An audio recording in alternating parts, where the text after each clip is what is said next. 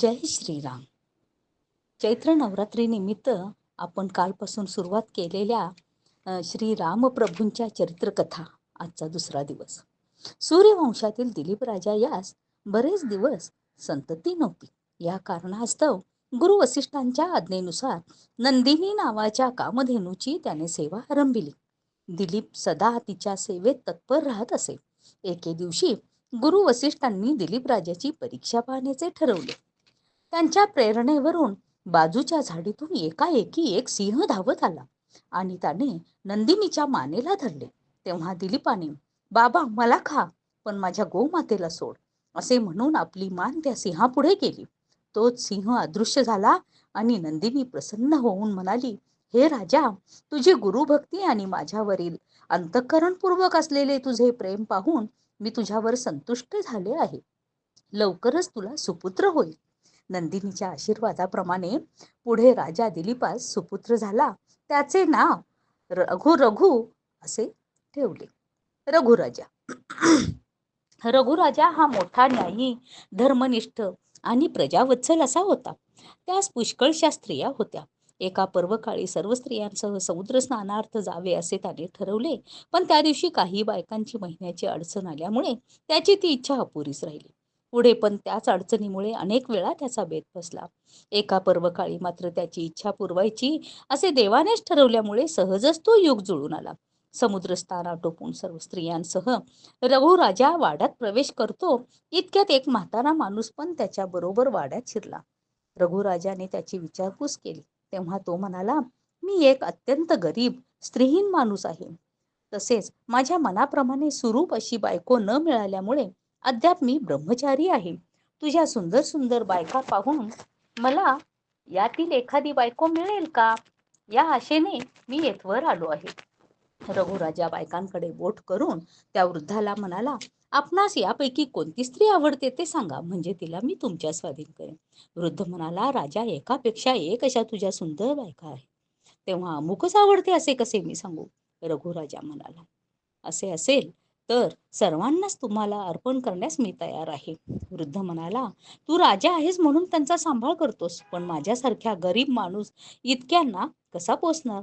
त्यावर रघुराजाने त्या वृद्धाला सभागृहात बोलवून नेले आणि आपल्या सिंहासनावर बसवून आपला पोशाख आभरण आदी घालून त्याच्या मस्तकावर मुकुट ठेवला आणि "आजपासून या राज्याचे अधिकारी आपण असून मी आपल्या चरणांचा दास आहे," असे म्हणून त्या वृद्धाच्या चरणी रघुराजाने आपले मस्तक ठेवले. तोच वृद्धाच्या जागी शंकर प्रगट झाले आणि "रघुराजा, तुझ्या भक्तीला मी संतुष्ट झालो आहे, वर माग," असे म्हणाले. तेव्हा "माझ्या वंशात परमेश्वराचा अवतार व्हावा आणि माझे नाव अजरामर व्हावे," असे रघुराजाने मागितले. त्यावर तथास्तु म्हणून शंकर अदृश्य झाले. पुढे लवकरच रघुराजाला अज नावाचा पुत्र झाला. रामजन्मकथा. अजपुत्र अयोध्याधिपती दशरथ यांनी एकदा स्वकुलोपाध्यायाचे वसिष्ठ मुनी यांना सुपुत्र प्राप्त होण्याकरता उपाय विचारला असता वसिष्ठांनी, "तपोनिष्ठ विभांडक पुत्र जो ऋषशृंग, त्याच्या हस्ते तू पुत्रकामेष्टी यज्ञ कर, म्हणजे तुझी इच्छा पूर्ण होईल," असे सांगितले. त्याप्रमाणे यज्ञास आरंभ झाला. यज्ञपूर्तीच्या शेवटी अग्निनारायण पायसाने भरलेला सुवर्ण कलश हातात घेऊन प्रसन्न झाला आणि दशरथाला उद्देशून त्याने, "हा पायस तुझ्या स्त्रियांना वाटून दे, म्हणजे तुला सद्गुणी पुत्र होतील," असे सांगितले आणि तो लगेच गुप्त झाला. दशरथाला 3 बायका होत्या. ज्येष्ठ कौसल्या, दुसरी सुमित्रा आणि कनिष्ठ कैकेयी. दशरथाने पायसाचे 3 भाग केले आणि मानाप्रमाणे तिघींना दिले. तेव्हा आपण राजाची अत्यंत लाडकी असून आपल्याला प्रथम प्रसाद न देता कौसल्याला कसा दिला, याबद्दल संतापून कैकेयीने तो प्रसाद सेवन न करता तसाच हातात ठेवून दिला. इतक्यात तेथे ईश्वरेच्छेने एक घार आली आणि तिने कैकेयीच्या हातातील प्रसादावर झडप घातली. त्यावर आपला प्रसाद नाहीसा झाला म्हणून कैकेयी आक्रोश करून रडू लागली. इतक्यात दशरथाने कौसल्याच्या व सुमित्रेच्या प्रसादातील थोडा थोडा भाग कैकेयीला देऊन तिचे सांत्वन केले. त्यानंतर तिघींनाही गर्भ राहिला. पुढे 9 मासांती कौसल्याच्या पोटी रामप्रभूंचा जन्म झाला. श्रीराम, जय राम, जय जय राम. दिलीप राजापासून साठत आलेल्या पुण्याईच्या साठ्याचे जे मूर्त स्वरूप ते रामप्रभूंच्या रूपाने अवतरले. तो दिवस म्हणजे चैत्र शुक्ल पक्षातील नवमी. त्यानंतर सुमित्रेला लक्ष्मण आणि कैकेयीला भरत व शत्रुघ्न असे पुत्र झाले.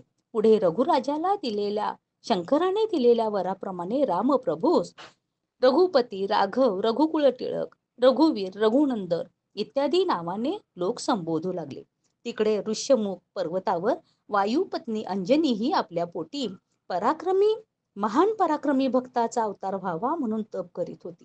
तपांती तिला शंकर प्रसन्न झाले आणि त्यांनी अंजनीला, तू डोळे मिटून हात पसरून बैस. तुझ्या हातात अकस्मात जो प्रसाद येऊन पडेल तो तू भक्षण कर, म्हणजे तुला सुपुत्र प्राप्त होईल असे सांगितले.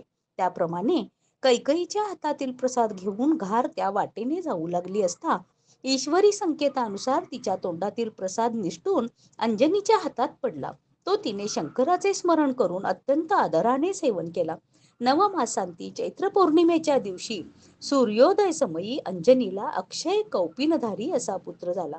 हाच रामभक्त हनुमान होय. श्रीराम जय राम जय जय राम.